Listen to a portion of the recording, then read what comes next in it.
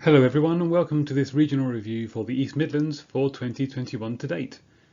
Today we'll look at the data for 2021 and how East Midlands high streets performed under the changing COVID rules and restrictions, including Freedom Day and the week since.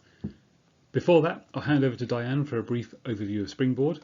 Then I'll explain a little about how we've been comparing data to give useful insights. Then we'll move on to the data itself.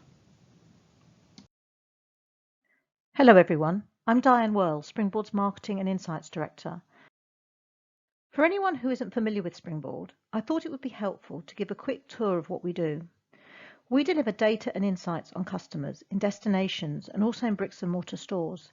Our key metric is footfall, that's the volume of customer activity, and we track footfall across the UK.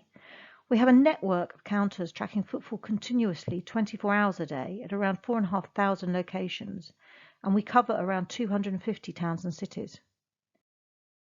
This map shows our coverage in high streets, and you can see that we track footfall across all regions of the UK.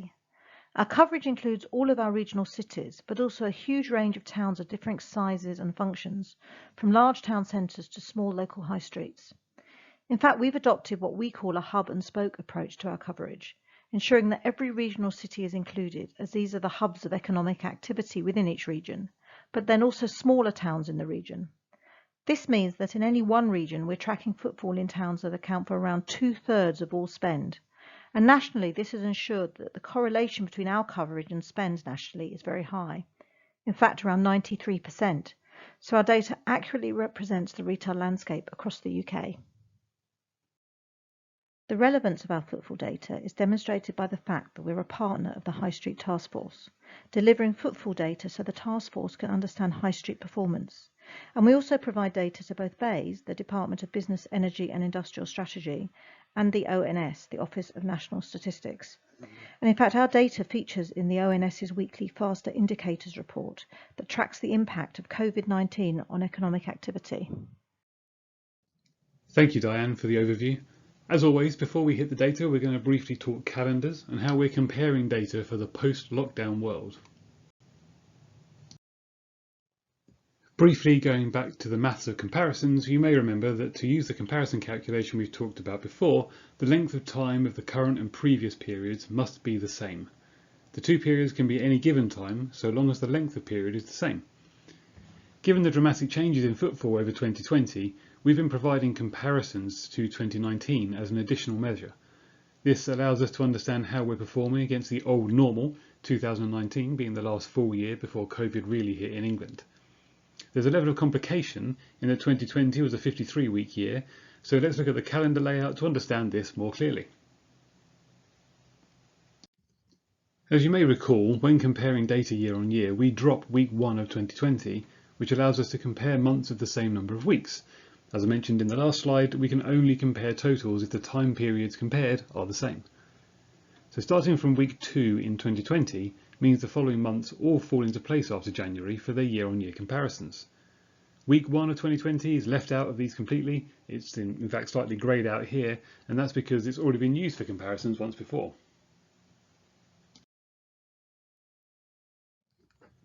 We had to add week 1 2020 to the end of 2019 when calculating the year-on-year comparisons for December 2020, so we haven't completely forgotten about it. But with all this messing about with the 53-week year, how do we compare 2021 to 2019?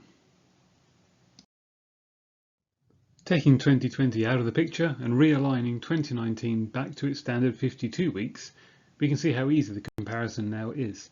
Both 2021 and 2019 are standard 52-week years, so we're back to a straight comparison of week numbers.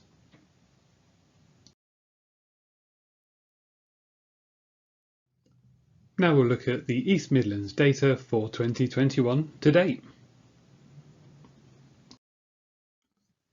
2021 has been defined by COVID recovery and our efforts across the country to start returning to normality. There were 6 key points through 2021. There was an inauspicious start to the year, with lockdown 3 being brought in almost immediately on 6th of January, or week 1 of 2021. As the year went by, the lockdown restrictions were eased stage by stage, starting with schools returning in week 10, open-air sports venues and public gatherings of up to 6 people in week 13. This was closely followed in week 15 with the reopening of non-essential retail, and finally in week 20 when indoor venues, including bars and restaurants, could reopen. Legally, all restrictions came to an end on June 21st, Freedom Day, in week 25. As we know, high streets did not fare as well throughout the 2020 lockdowns compared to other destination types. It follows then that they would see a larger increase in footfall year on year. This difference became more pronounced as more restrictions were lifted, particularly once indoor venues reopened. We saw high streets year-on-year change increase dramatically over all UK destinations, indicating that this sector was particularly important for bringing a greater number of people back to the high streets. When we look at the difference against 2019 data, our last normal year, to understand how footfall has changed, the news is not so rosy for high streets. As we can see from this chart, compared to normal times, high streets have and continue to suffer to a greater degree than other destination types. Even here, we can see the impact bars and restaurants reopenings had, bringing high streets almost back in line with the rest of the UK. In fact, we can see that as we approach the end of quarter 3, high streets are almost caught up now with the UK. Taking a look across high street town types, we can see that the area to suffer the most was and is central London.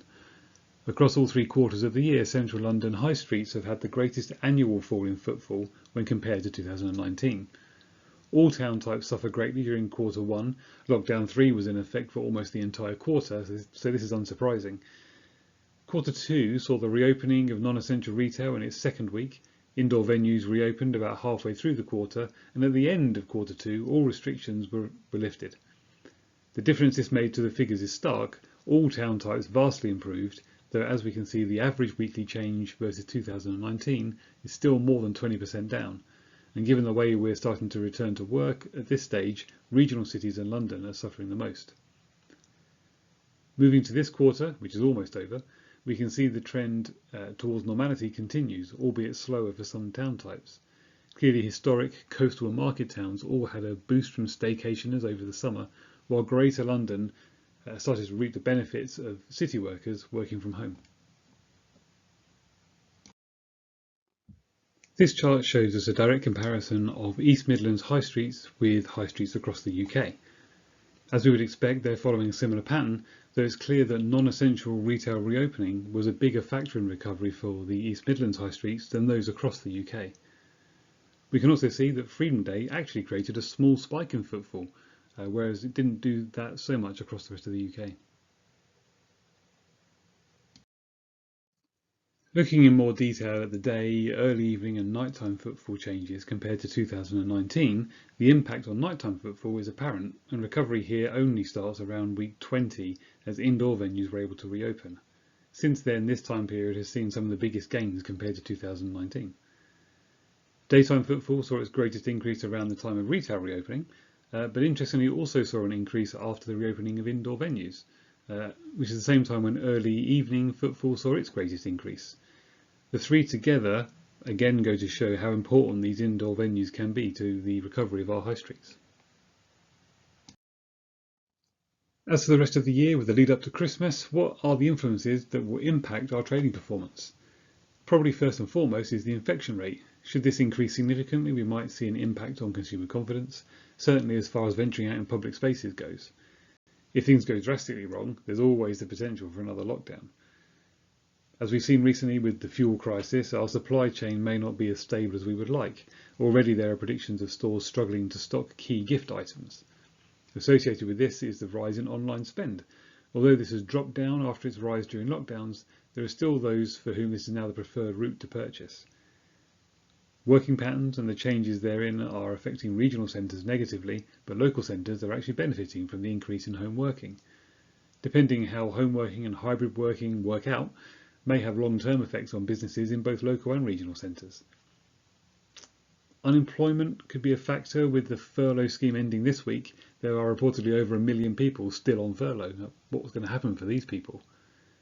Consumer confidence will rely on the economic outlook and is related to both inflation and house prices. And lastly, tourism. Mostly stay and daycationers this year might impact the coming months and the next couple of years, as people's pent-up yearning for sun will be easier to sate as travel restrictions slowly come down.